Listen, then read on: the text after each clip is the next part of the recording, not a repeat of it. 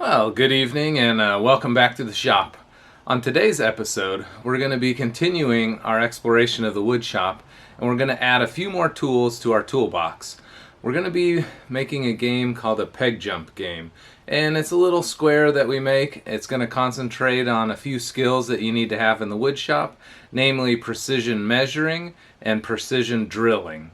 And with this little project here, you're going to get a lot of practice doing both, and without further ado, let's get down to it. Alright, for the first step of the peg jump project, what we need to do is find a piece of stock that's suitable for the project. In our case, we're going to need a piece of stock that's probably a little over 4.5 inches wide, and whatever the minimum length is that's safe to run through your jointer. In our case, the jointer minimum is 12 inches long. So a board that's at least 12 inches long and probably around 4 3/4 inches wide would work perfect for us. So I rummaged through our scrap bin and I found this one. This board is roughly 6 inches wide and probably about 17 inches long. So that'll work fine for this project. As with all of our projects, we need to figure out where our board is going to be placed out of this sample stock. And so we can put this thing anywhere. I kind of like this weird knot formation, so I might make mine right in the middle of that. But this board will be suitable for, I could even make 3 or 4 of them, no problem. So it shouldn't be a big deal. The first step, though, that I need to do is figure out how I'm going to square this board up and what is required for squaring. In general, boards usually come faced already with both of the faces already done. And since that's the case of this board, I'm going to be able to skip the first 2 steps of our squaring process. So since we can skip those first 2, we're going to move on to step 3 of the squaring process. And as you'll recall, step 3 is going to be running one of the edges through a jointer. And I'm going to put the squiggle lines on the edge here so that I can run it through the jointer and it'll tell me when this edge is perfectly straight.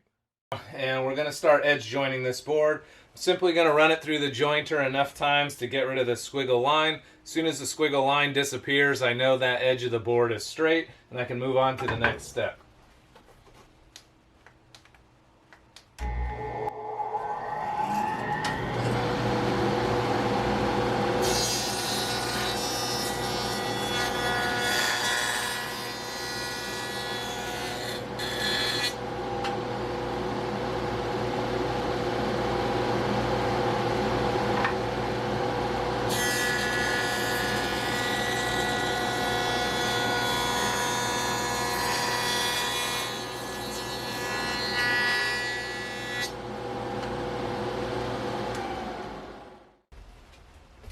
I'm over at the table saw now, and I don't know if you noticed on the jointer, but you saw me change directions of which way I was feeding it through the jointer.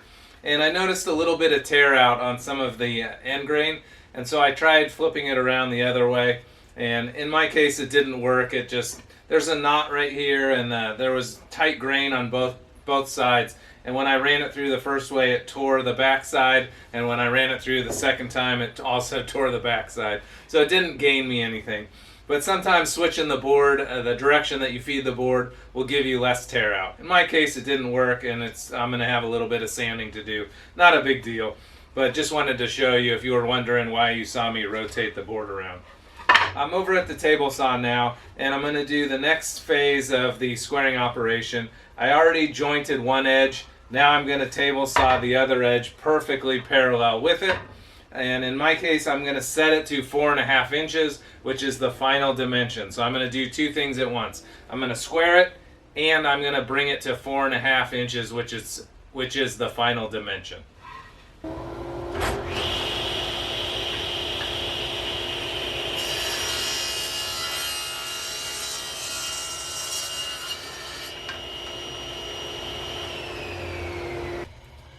We've now got the board to its final dimension width-wise, and we just need to make it to the correct length. So I'm going to square up both ends now, and then we'll cut it to the right length. I'm over at the radial arm saw now, and we're going to cut both of the ends square, and then I'll cut it down to its final size.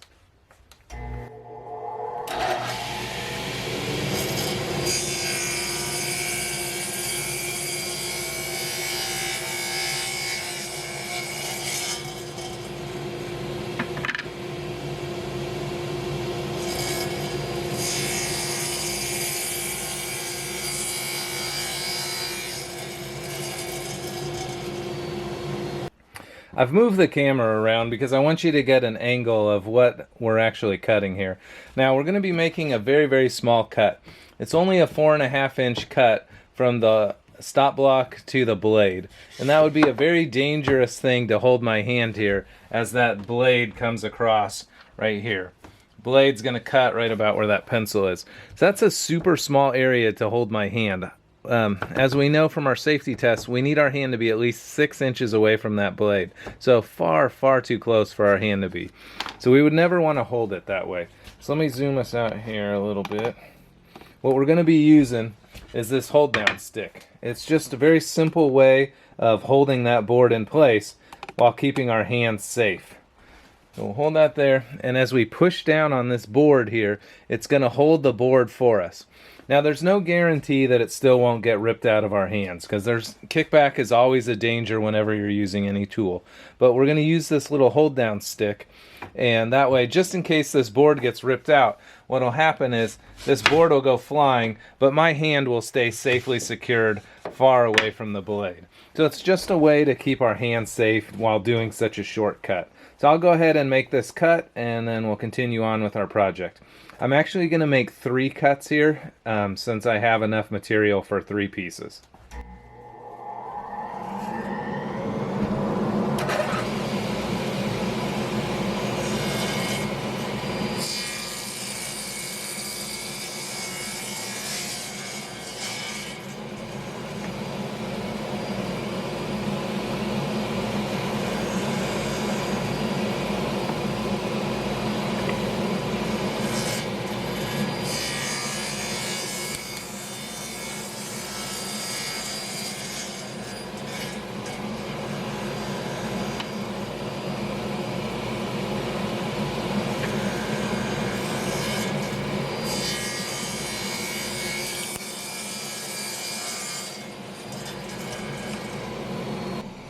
I rather like this knot, so I wanted to make sure I kept that knot in one of the pieces.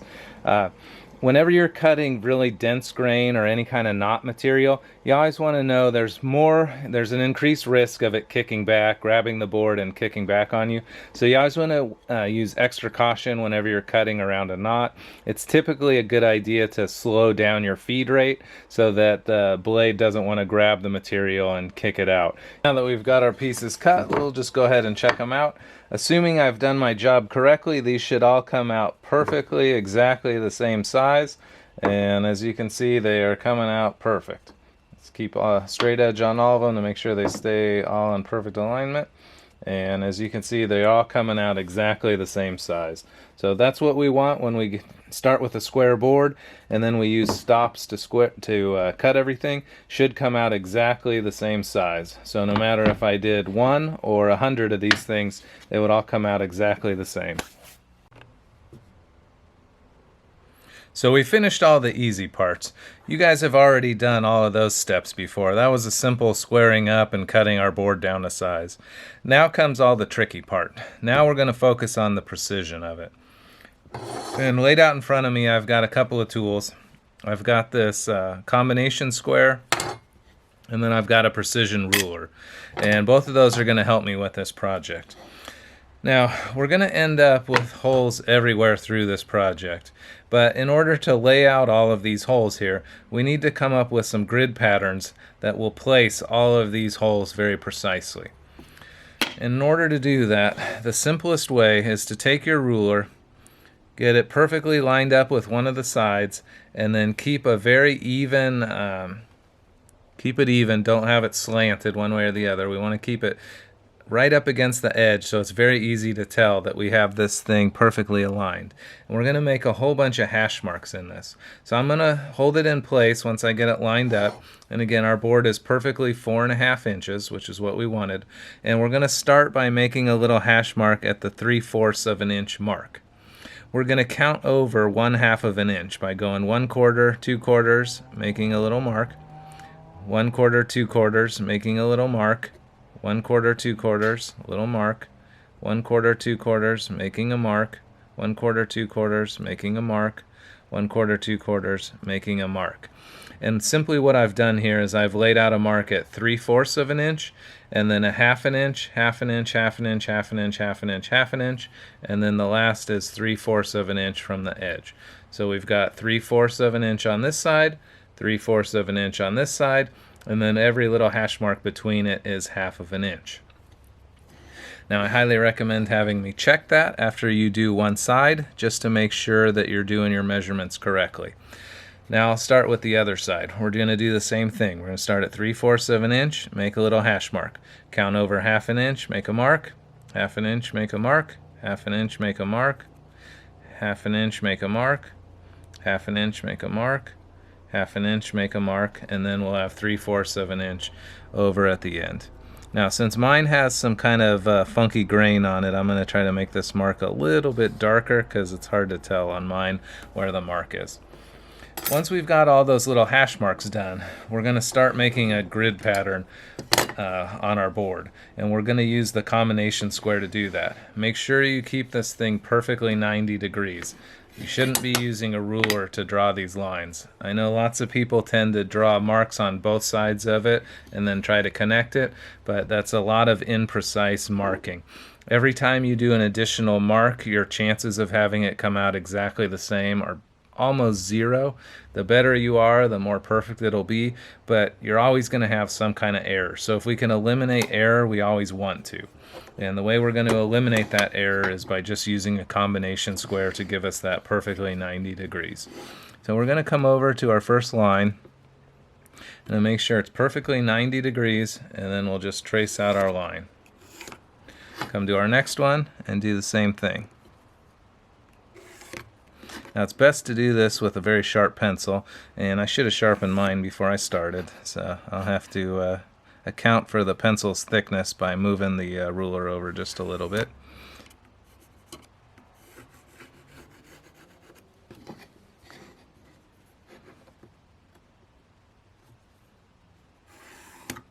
Now as you get closer to the end here, you're not going to have any reference point, so flip this over so that you have a good reference point to draw the rest of your lines.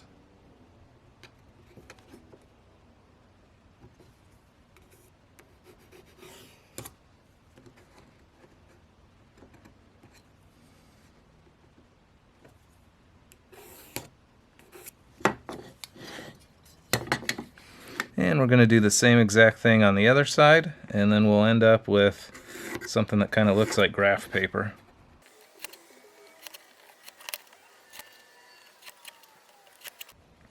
So you're going to end up with this, a board with a whole bunch of lines drawn all over it. And it should look very symmetrical. If you did it correctly, it should all the squares should look the same size. There shouldn't be any that are different sized or funky spaced. Sometimes the grain pattern will throw you off. It'll create an optical illusion, and it will look like the lines are not straight when in actuality they are. So be aware that sometimes crooked grain patterns will deceive you and create an optical illusion. So now that we've got this, all these lines drawn, we're not going to actually drill out all of these holes because the 4 corner ones in each corner are not going to be drilled out. So we're going to put little idiot marks on those, and I'm going to cross those out. And we do idiot marks a lot in the shop. The idiot marks are there to say, don't cut here, idiot, don't drill here, idiot, don't plane here, idiot. That they're just keeping you from making stupid mistakes. So I always call them idiot marks. And you want to use idiot marks wherever you have a chance of being confused. And I'll show you in a second here. So in the wood shop, we do lots of things where we pick the board up, we move it around. It might be a day or two till we get back to this. Sometimes when you're going from the table to a tool, you're turning things around or flipping them upside down or moving them all around. And because of that, you always want to mark things so that it makes it almost impossible for you to screw up. Now, it's never impossible to screw up, but we want to make these idiot marks there to keep us from doing something idiotic. And so I've put these 4 crossouts here to tell me, do not drill in those spots. And hopefully that should be pretty obvious to you that those are there, they stand out, and it makes it easy for me to know not to drill those. Now we've got very precise crosshairs on all the other ones, and I always tell people that you want to make these very precise, like a sniper's crosshairs. You don't want to do little circles in them or anything like that, because that's going to mess up the precision. And in this project, the number one goal is precision. So we're going to start center punching these, and the center punch is basically makes a dimple in the wood so that when the drill bit comes down, it doesn't wander around a little bit. Especially smaller sized drill bits like to wander around, and especially in wood because it's got different hardnesses all throughout it. So something like steel is more uniform, but on wood it tends to be hard, soft, depending on the grain patterns and then the knots and all those. So a center punch is essential, and especially when you're using smaller drill bits. It's a good idea all the time, but especially when you're using small drill bits. So normally these are little metal spikes, and you'll tap them with a hammer right on the top. But this one that I have in front of you here is a spring-operated one, and so it's just real quick. I just push it down, a little spring stabs into it. I'll show you.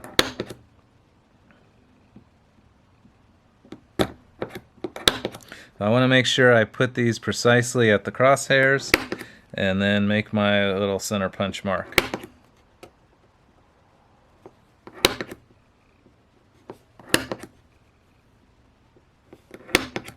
And so you can see it's just putting these little tiny dimples in there, and that'll keep the drill bit, as the drill bit comes down, it gets stuck in there and it can't escape, so it has to drill where you want it to.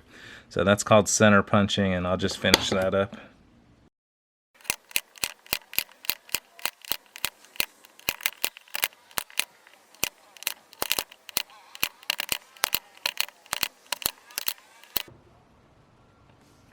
So I finished up all my center punches, and now I have a spot for the drill to come down and drill.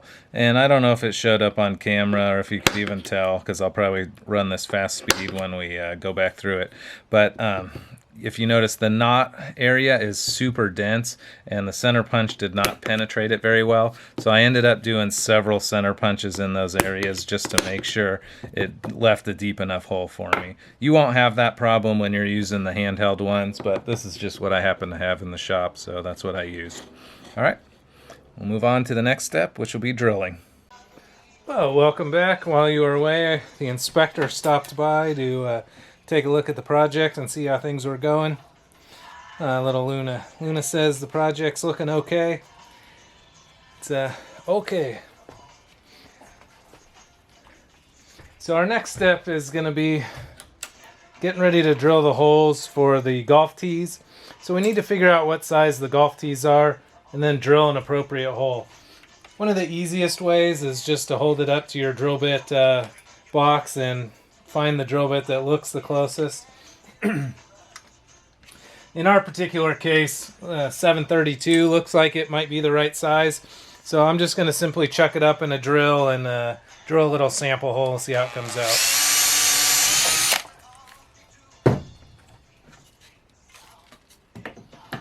And I'll check it out. And it looks kind of loose. I don't like that fit. So I'll try one size smaller and see if that's any better.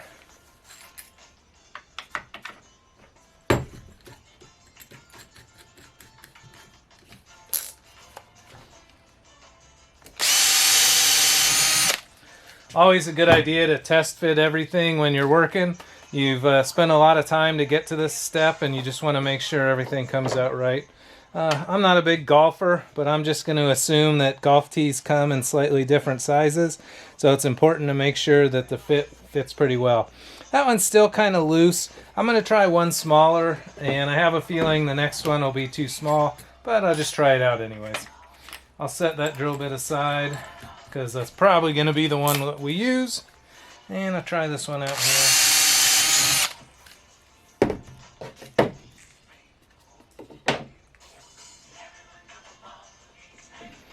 Yeah, that one's a little tight, and I don't want this to be tight. I'd like it to be a little bit looser fit.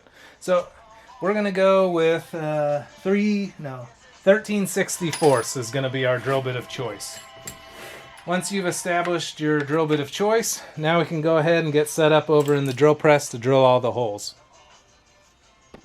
Well, before we head over to the drill press and start drilling this out, there's one last thing I wanted to talk about, and that is we need to mark how deep to drill these holes. They have a particular depth of cut. And in our case, they're going to be 5/8 of an inch deep. So we want to come over and mark a little idiot mark at 5/8 of an inch. That'll tell us, hey idiot, don't drill deeper than this. So I'll put that little mark there, and that'll keep our drill bit from going any farther than we need to. We'll go set up the depth stop in a second. One of the dangers when you're working on the drill press is that it's going to grab the piece and it'll start spinning around in your hand. That can cut your fingers, it could break your fingers. It's one of the dangers of the drill press. So you always want to have your piece clamped safely to the table. Now in our particular case, we're not going to be drilling all the way through the board, so it's not nearly as dangerous as it is if you go through the board. Remember, the most dangerous part of your drill operation is just as the drill bit's just poking through, that's the time where it's going to grab and start spinning. So since we're not going to be hitting that point, it's very unlikely to grab on us. But we do have the problem of, because this is light and small, what can happen is the drill bit can start to go down and it acts as a screw with all these little flutes on it. And what it'll do is it'll pull the board up and then you'll end up drilling through the board. So we're going to use a clamp to just hold this thing a little bit safer, give us a little more leverage, and provide a little extra weight to help hold the piece down. Okay, so I just wanted to show you that setup before we head over to the drill press. Now that we're back over at the drill press, we'll go ahead and get it set up and get ready to make our drill holes.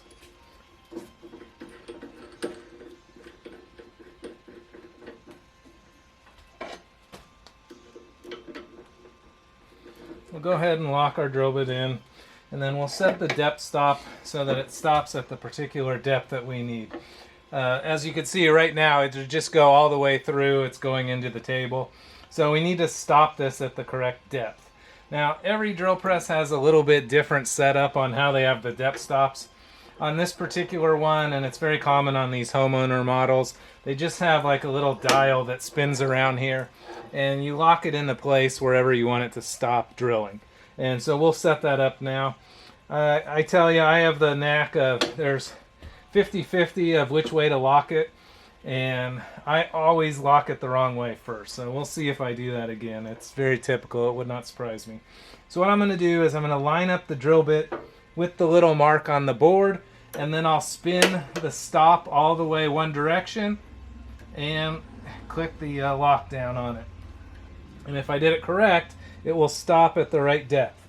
And unbelievably, I did it on the first one. Usually I always do it I do it the wrong way first, but for whatever reason I lucked out. So now that will stop the drill bit at the correct depth, and I'll be able to go ahead and drill out all the holes.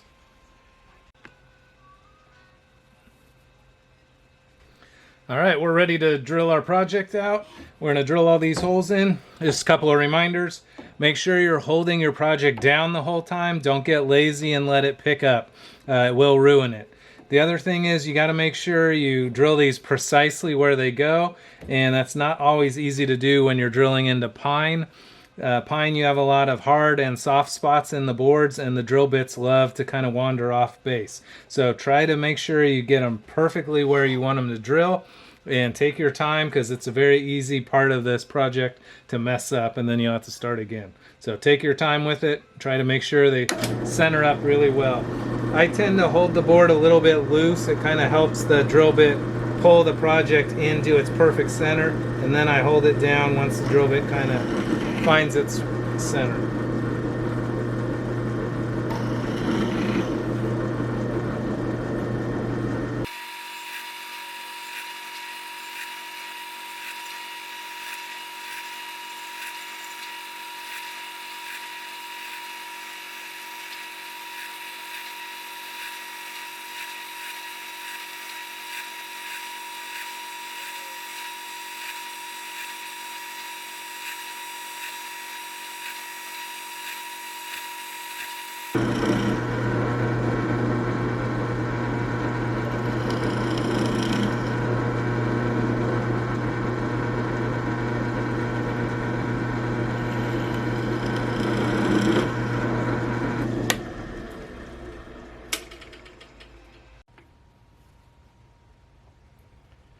Well, we've made it to routing the project. So our next step is going to be setting up the router and getting our piece ready to route. One of the first steps you're going to need to do is set your router table fence up. And the way I do that is I put a little guide on the bearing, and then I'm going to swing the fence back so that the fence, the bearing, and the fence are all in a perfectly straight line. As soon as I get that there, I can go ahead and lock my fence in place. And now I know I'll be ready to route this thing. So I'll move the ruler out of the way. For routing this, since it's such a small project, we don't want our fingers to be this close to the router bit. Just in case something slips, our fingers could go into it. So we're going to just use a little bit of safety, and we're going to use a clamp to hold the board, or to hold our hands away from the cutter, or in other words, to hold the board close to the cutter and away from our fingers. It's a very simple process. When you go ahead and do this, you want to make sure that you have the board not sticking back so far that you route your clamp. So have it stick out just a little bit. You're going to hold the project down. You're going to hold one side of the parallel clamp down, the other side of it down, so that all three are flat. And you're going to go ahead and tighten it down. Once you get used to the procedure, you'll be able to do that quick and easily, and it will only take a second. Now we're going to route all 8 sides of this project here. We're going to route all 4 of one side, and then we're going to flip it over and route all 4 of the other. That'll give us a nice rounded edge so it's comfortable for our hands to hold on to. In order to do that, we always want to start with the end grain first. So we'll set our project up with the end grain sticking out. We'll go ahead and hold everything flat and lock it into place. And if you're still new with these parallel clamps, get it set up and then only use the front one to tighten and loosen it. You don't need to touch the back one. When I go to route this, I'm going to have my hands all the way back at a safe distance. I like to lock them on behind the screw threads of the parallel clamp. That way, just in case something happens, it gives me a little bit more protection. I'm going to go ahead and cut my piece, and then you'll see me flipping the part over. One of the things that you need to make sure you're doing is we eventually want to be able to work quickly and efficiently in the shop at the same time that we're completely safe. So when you go to do this, you're going to see me move this all the way over to the side over here. It'll be out of your camera, but it's just barely out of it. I'm going to loosen it. I'll flip the project over, and I will put it back into my clamp and lock everything down. Make sure you do not flip it with your fingers by the router bit. That would be extraordinarily dangerous. It's a terrible habit to get into, and it's one of those habits that will eventually come back and bite you. So make sure that you're doing this all safely so that eventually you can go nice and quick. You'll see me kind of fly through this. All right, let's go ahead and get started here. Turn the dust collector on.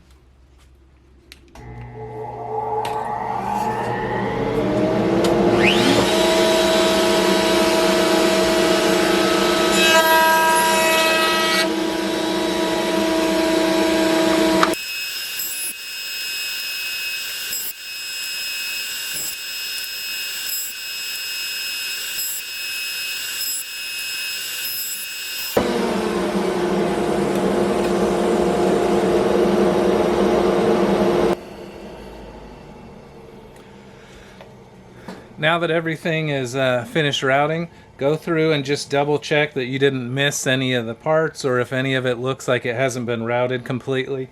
Usually that's a case of it not sitting quite flat on the table. Sometimes these parallel clamps aren't perfectly aligned correctly, and that your project will end up sitting up or down a little bit. In the worst case scenarios, you'll actually have to kind of press down on the left side, run it through, then press down on the right side and run it through.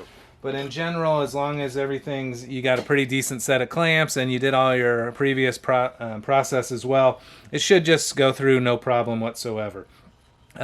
We're almost done with this one. We basically just have sanding and finishing left to go. So I'll see you back at the sander in a few minutes. The next step we're going to tackle is sanding the edges. We want to make sure the edges are nice and clean. They don't have any holes or voids or rough spots in them. So the typical way you're going to do that is by using a piece of sandpaper and just rubbing it on the edges of your project. Now the end grain is going to take probably 5 times as long to sand as the edge grain because it's just a lot harder, so know that going in. Now I hate sanding, so I bought one of these flap sanders. They're a fantastic sander, and I'm going to use them. Most of you probably won't have that, and so you would just end up doing a hand sander and going through the grits. Remember, the 3 grits you're going to use are 100, 150, and 220.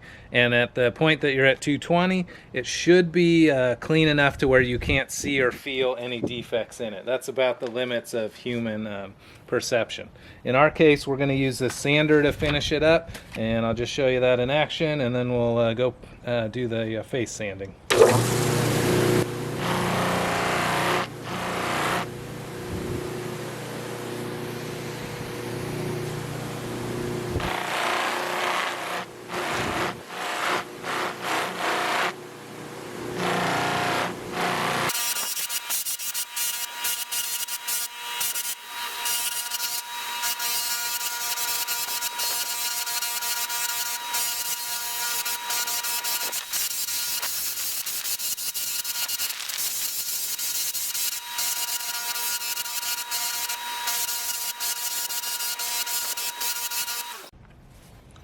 Okay, now that I used the power flap sander to do the bulk of the sanding, I'm just going to go ahead and touch up all the edges with some 220 sandpaper, and then my edges will be done. I'll be ready to move on to the faces. So I'll see you over at our sanding station. Well, not a whole lot to show here.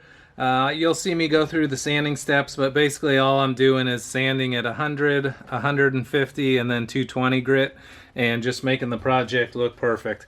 It's going to get rid of all the pencil marks and then any defects in the wood, any voids or scratches or things like that, and just make it look perfectly clean. So just going through those 3 grits, not much to talk about with those.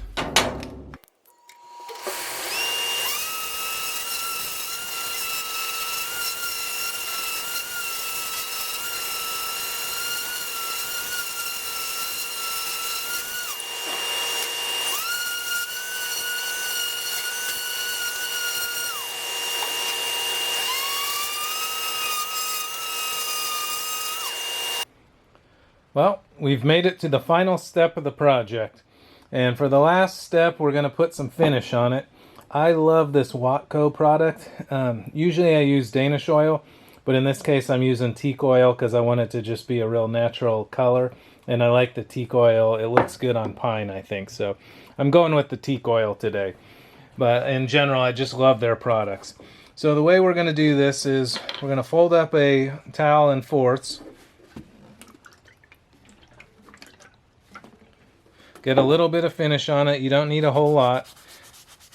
And then I'm just going to wipe it in. I always start with the end grains. The end grains are going to suck up the most finish out of the whole part of the project. So you always want to make sure the end grains are real well covered, and that they'll soak up as much material as they can before you wipe it off. So start with the end grains and then work your way around. In general, it's a good idea to start with the hardest to get to parts and then work your way to the easier to get to parts.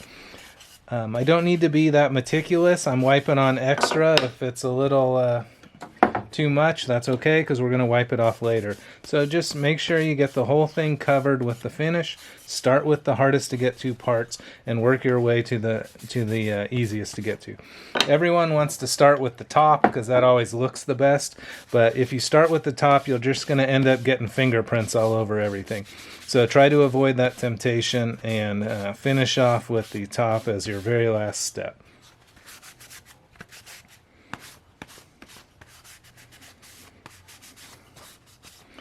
This Danish oil will penetrate into the wood pores and then harden, and it's a nice finish because it brings out all the luster of the grain and doesn't obscure any of it, and then it gives you a nice hardened protective finish. It's not the most hard finish that there is out there, but it's a great compromise from really easy to use, giving you very, very good results. So if we want it to be a little bit more durable and hardcore finish, we can spray some lacquer on just to make, give it that real glossy finish. But in this case, we don't need to on this project, so I'm going to finish it right there. So let me just wipe off all the extra. Always wipe with the grain, otherwise it'll leave little streaks on your projects. And it's a good idea to just use 2 rags while you're doing this. That way your fingerprints don't get all over everything. Now, we're dealing with this Watco, and it's a dangerous chemical in the sense that it will spontaneously combust. And you hear people talk about it all the time. Oh yeah, this will burst into flames. Well, I've never actually seen it burst into flames before, but we did have a narrow avoidance in one of my shop classes where a student threw it into the garbage can, and as it dries, it gets really hot. So if you threw this cloth into the garbage can, because there's finish on it, and especially if it's crumpled up, it will start generating heat, and then it can catch the thing on fire. And I actually had a student once throw it away, and as it dried out, I saw smoke coming out of the garbage can, and so it was going to catch on fire. Thankfully, we caught it before it did, but you always want to throw these away in the fire bin receptacle, which if you work at a job or at a work, you're going to have a fire bin receptacle, or at the schools we have them. If you don't have those kind of things, you could do a couple of things. You could wet it down with under your sink and then put it in a Ziploc bag and throw it away that way. Or what's the easiest thing to do is just unfold the cloths, take them out to a spot like a cement or something where as they dry, they're not going to catch fire. There's not a real risk of them catching fire if they're open like this. The risk is when they're closed up and the heat's trapped. So just take them out to a spot where they can dry out without catching on fire. And then as soon as they're dry, then you can safely throw them away into the garbage can. So just wanted to make sure everyone's aware of that, because this is one of those chemicals that will spontaneously combust on you. So you got to be very careful with it. Okay? Thanks for joining me, and have a wonderful day.